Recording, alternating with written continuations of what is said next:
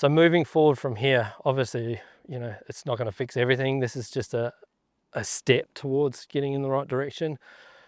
Obviously, the biggest thing we need to build now is trust in you guys, trust in the Firearms Safety Authority, trust in the health practitioners that are getting educated. How do we fix this problem? How do we build this trust back?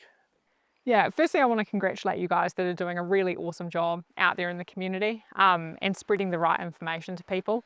For us as an authority, we're a fairly new authority and regulator.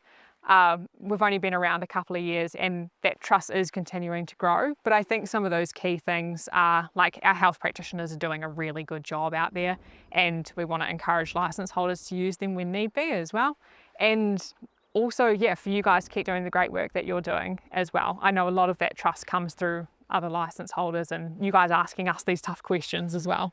Yeah, I mean, we are only in early days and we've got so many ideas of what we want to work on and create some more resources.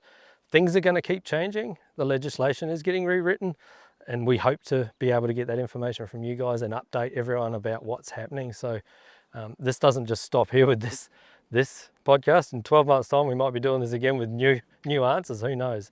But yeah, I know when I went through the process and tried to get some answers, I got nowhere. And it wasn't until the Firearms Safety Authority turned up that I started getting answers, and people started listening and going, well, actually, yeah, you're right.